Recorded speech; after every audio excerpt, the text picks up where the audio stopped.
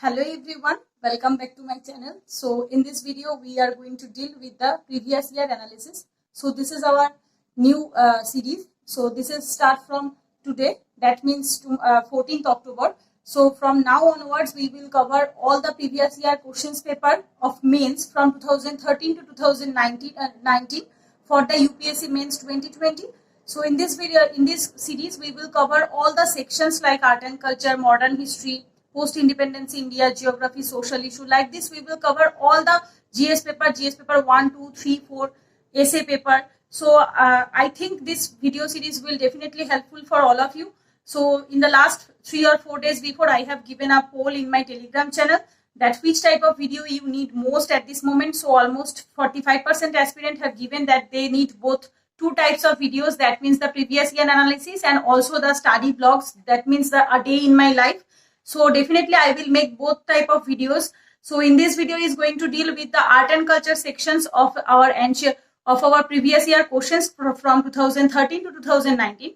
And before that, before starting this video, I am going to tell you that I am extremely sorry because I have not given any video since last 8 or 9 days because I was quite in a very busy schedule. So that's why I could not, I won't get time to make videos.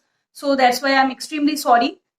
So if in the future, I will try to keep at least 2 to 3 videos in the week. So let's get started this video. Okay.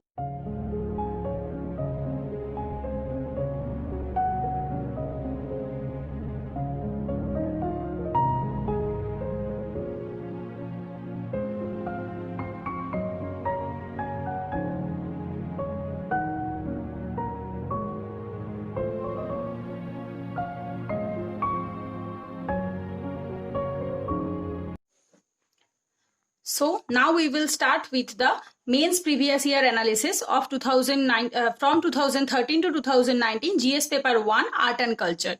So the number 1 questions is that though not very useful from the point of view of a connected political history of South India, the Sangam literature portrays the social and economic conditions of its times with remarkable vividness. So this is 10 marks questions and 200 words.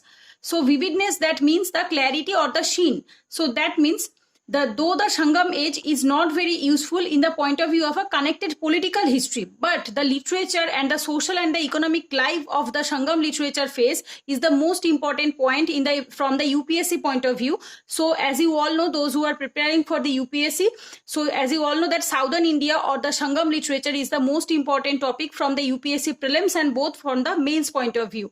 So in 2013, the question came from Sangam literature. So Sangam literature topic is important from the UPSC mains point of view or prelims point of view. Then the number 2 questions. So these questions is divided into 2. That means 5 and 5, 100 words and 100 words. So discuss the Tandav dance as recorded in early Indian inscription. So they are asking you to write a note on the Tandav dance which is already in the Indian inscription, early Indian inscription. So this is from the dance point of view, right? Then come to the Chola architecture, which I have already told you that Southern Indian literature or Southern Indian history is important from UPSC point of view. So as you can see, Chola architecture, which is from the Southern India, represents a high watermark in the evolution of the temple architecture. So as you all know, temple architecture is also an important topic from the UPSC prelims and mains and also the Chola architecture. So these 3 questions came in 2013. So now come to the 2014 questions. In 2014 questions, to what extent has the urban planning and culture of the Indus Valley civilization provided impetus to the present day urbanization? So they are asking you to write a note on the Indus Valley civilization, urbanization, town planning. So this is also an important topic from the UPSC prelims and both mains point of view, that the Indus Valley civilization, urban planning or the town planning and also the culture, which are all in which perspective they are similar in the present day. So they are asking you in 150 words and 10 marks questions. So now come to the second questions. Gandhara sculpture owed as much to the Romans to the Greeks. That means Gandhara sculptures is both from point of view as a Romans and also for the Greeks. So Gandhara sculpture is also an important topic from the UPSC prelims and both for the mains. So this is also a 10 marks questions. So then come to the university. So the Takshila University was one of the oldest universities of the world, with which were associated a number of renowned learned personalities of the different disciplines. Its strategic location caused its fame to the flourish, but unlike Nalanda, it is not considered as a university in the modern sense. That means they are asking you to compare the Nalanda University with the Takshila University, because the Takshila University has a great strategic location which Nalanda University doesn't have. But yes, the Nalanda University have a modern sense, but the Takshila University which doesn't have. So that means they are asking you to compare both these universities in 10 marks questions. That means 150 words. So now come to the fourth questions. That means, so these questions is not directly from the art and architecture, but this question is come from the medieval history. So as we have already covered the ancient, medieval and art and architecture in this section, so I have already included these questions.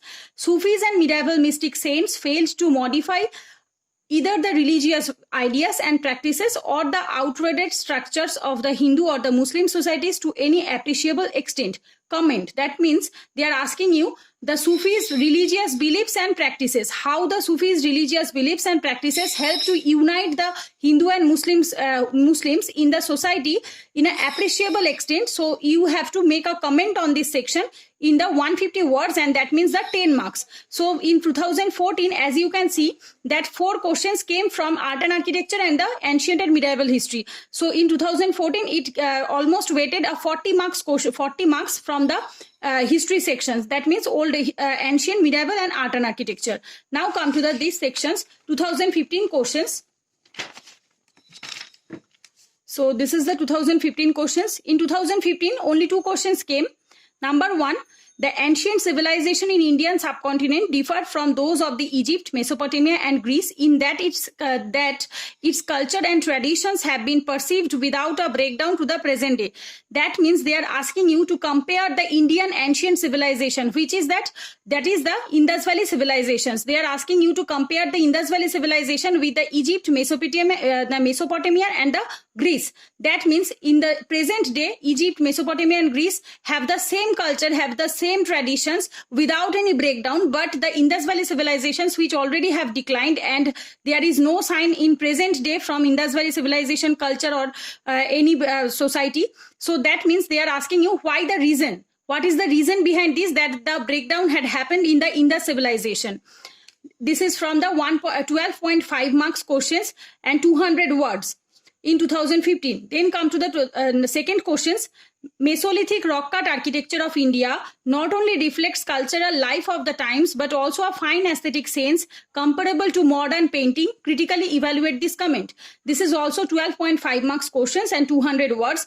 So they are asking you Mesolithic culture, rock cut architecture. So in the those who have written the ancient history from Poonam Dalal Dhaiya or Tamil Nadu textbook, you would get that the Mesolithic rock cut architecture which has the painting, and which paintings, this is the social life and the which is almost similar to the modern painting. So they want to know from you that how this is reflect the cultural life and the social life of that architecture or the painting in the present context or the modern painting. So now come to the 2016 questions. In the 2016, 2 questions came. Number 1, early Buddhist stupa art, while depicting folk motifs and narratives, successfully expounds Buddhist ideas. So they are asking you that how Buddhist stupa or art, while depicting a folk motifs. Folk motif means the native. The folk means the native or the Adivashis, the motives of the Adivashis or the natives, and the narrative successfully expound the Buddhist ideas. So how they can be successfully interlinked with the folk motives and the Buddhist ideas. So you have to elucidate this in 2.5 marks and also the 200 words. So then come to the second questions. Krishnadevaraya, the king of Vijayanagar, was not only an accomplished scholar himself, but also a great patron of learning and literature. So in today's class in the morning, which I have already told my students, that the Krishnadevaraya or the Vijayanagar Empire is the most important topic from the UPSC point of view. So there are few chapters which are very important from the UPSC point of view, like Buddhism, Jainism, then the Chola architecture or the South Indian architecture, Vijayanagar architecture, Bahamani kingdom. So then the Sufi Bhakti and Sufi, then the Mesolithic rock cut civilization, Indus Valley civilization. So these topics are very much important from the UPSC point of view, both from the prelims, mains, and also the art and architecture. So the same questions came here in 2016, that the Krishnadev Rais from the Vijayanagar kingdom, he not only accomplished the scholar himself, but also a great patron. That means he was great enthusiastic in the art and architecture or the literature. So you have to discuss it in 12.5 marks, that means 200 words. So then in the 2017, only one question came. How do you justify the view that the level of excellence of the Gupta numismatics art is not at all noticeable in later times? Into 150 words, 10 marks questions.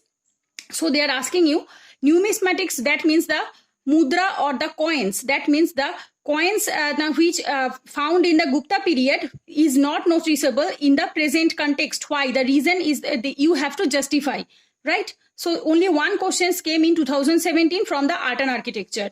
Then come to the 2018 questions. In 2018, number one questions, safeguarding the Indian art heritage is the need of the moment. Discuss. So you have to write it in your own words, in your own thinking, why you feel that Indian art heritage should be safeguarded at this moment, because this is at the ruin stage. So here it is not directly from your any source or any books. It is also from your current affairs point of view, which you are reading throughout the year, and also this is from your own perspective, own points. So from 2018, as you can see, the question pattern somehow little bit changed, and they have stopped the asking from the direct questions from the books, and now from 2018 and 19 the questions came from little bit tricky. You have to use your brain, you have to use your thinking. Without brainstorming, you cannot answer those questions. So then the next questions, assess the importance of the accounts. Assess the importance of the accounts of Chinese and Arab travelers in the reconstruction of the history of Indian society or the history of India. That means 150 words. And also the 10 marks questions. So in these questions they are asking you how the Chinese and the Arab travelers travelogue. So travelogue are those things which they have written on Indian economy or Indian polity or Indian society, which they have feel or which they have shown in their life. They have just shown you in their travelogues. So how these travelogues help us to reconstruct the history of India. So they want to know this from you. So, and then in 2019, the number one questions, that means only one question came in 2019, highlight the Central Asian and the Greco-Bactrian elements in the Gandhara arts. So you have to highlight the Central Asian and the Greco-Bactrian, that means the Indo-Bactrian or the Greco-Bactrians and the Central Asian, these themes in the Gandhara art and architecture. That means in the Gandhara art and architecture, you can find that Central Asian and the Greco-Bactrian elements, and you have to point out that these things are from Central Asian, and you have to write those elements in the Greco-Bactrian. So only one questions, that means 150 words and 10 marks questions in 2019. So from 2013 to 2019, as we have shown that these type of questions came from the art and architecture, and your focus should be more on this. And the Nitin Singhania third edition books, which included 2 new chapters, Buddhism, Jainism, and the foreign travelers. So these 2 chapters are included in these books third edition, because the questions came in 2018. That means the Chinese traveler and the Buddhism, Jainism related questions. And these 2 chapters are almost very important from the UPSC prelims and both mains point of view. So please don't neglect these chapters, and also please focus on the art and architecture, and also please focus on the elaboration, not the mugging up of the things or the stuffs, because in the from 2018 questions pattern have somehow little bit changed, and they want to know how you feel, how you think, how your brainstorming is. So that's why I'm assuring you, or I'm telling you that please focus on the conceptual clarity, not the mugging up capacity. So that's it for today's videos. So I hope this video series will definitely helpful for all of you. So I will definitely continue this series. Before the mains, I have to complete all the sections. So in the next video, we will cover the modern history. Thanks for watching. Take care. Goodbye.